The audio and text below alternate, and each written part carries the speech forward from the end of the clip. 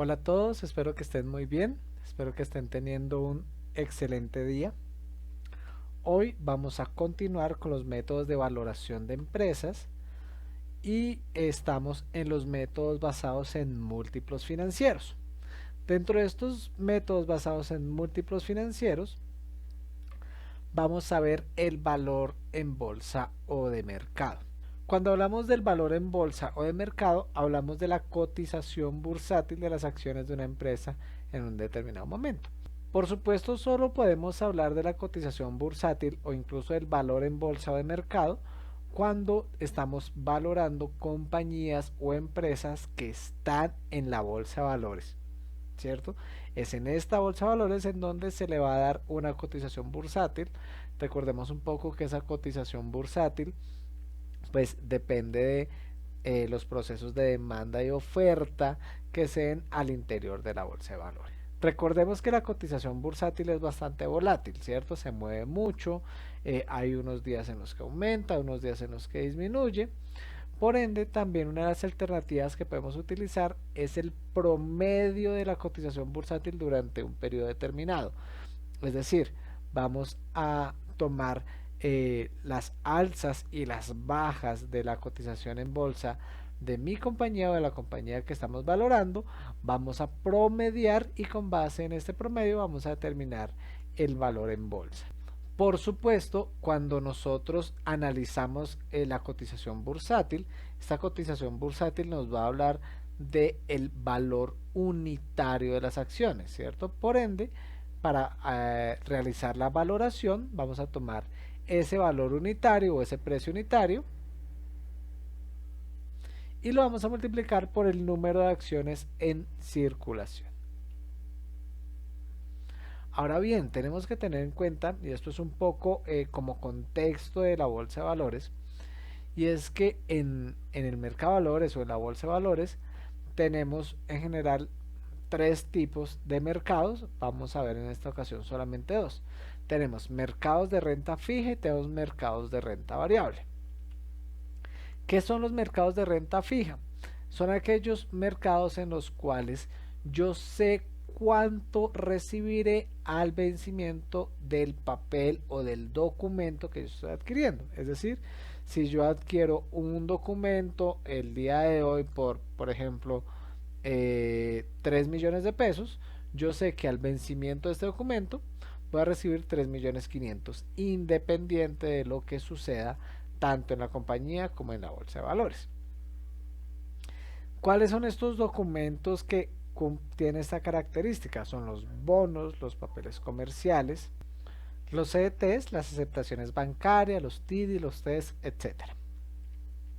Por otro lado, tenemos el mercado de renta variable. ¿Cuál es el mercado de renta variable?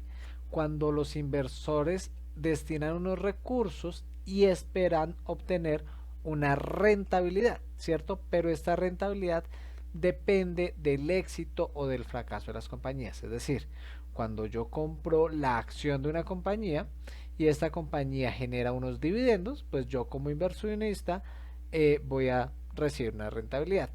Sin embargo, si la compañía no genera dividendos, sino que genera pérdidas, yo como inversor no voy a recibir absolutamente nada. Es decir, la rentabilidad que yo voy a obtener depende del comportamiento organizacional. Por supuesto, cuando estamos hablando del valor en bolsa o el valor de mercado, pues nos estamos refiriendo a este mercado de renta variable, ¿cierto? Que es el mercado en el cual se transan o se compran y se venden las acciones de una compañía. El último de los métodos basados en múltiplos financieros es el múltiplo de utilidades. ¿Cómo vamos a trabajar el múltiplo de utilidades o cuál es la teoría detrás de este método? Primero lo que hacemos es determinar o calcular las utilidades de la compañía en un año determinado. ¿De dónde calculamos esta información? Bueno, es bastante simple en realidad. Lo vamos a tomar a partir de la información de los estados financieros, ¿cierto? Los estados financieros, el estado de resultados, nos va a decir cuál es la utilidad de mi compañía en el periodo en el que yo estoy analizando. También podemos calcular el promedio de las utilidades durante un periodo dado, ¿cierto? Digamos, si nosotros queremos hacer un análisis un poco más holístico un poco más integral, podemos no solamente tomar las utilidades del último año, sino que hacemos un promedio de las utilidades durante un periodo determinado. Una vez tenemos la utilidad del año o del último año que elegimos o el promedio de las utilidades del periodo, este resultado lo vamos a multiplicar por un número determinado de veces. Y de hecho es este número determinado de veces el que nos genera las desventajas que vamos a ver a continuación, o una de las desventajas que vamos a ver a continuación. ¿Cuáles son las desventajas? Primera desventaja proviene de los datos contables. Como ya hemos visto, los datos contables no necesariamente están relacionados con el mercado. Como ya hemos visto, no tiene en cuenta los flujos de caja de la compañía, ignora las inversiones que se hagan el día de hoy y que pueden generar rendimientos futuros, y además origina variedad de múltiplos. ¿Qué significa esta última desventaja?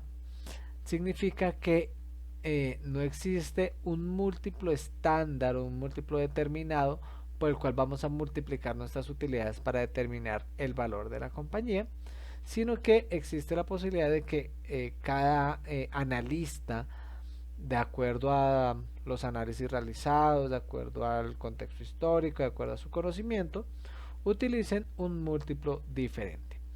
Al utilizar múltiplos diferentes, lo que vamos a encontrar es, primero, dificultad en la comparabilidad de los valores de las compañías, y segundo, probablemente vamos a tener valores que no se ajusten a la realidad o a una única realidad.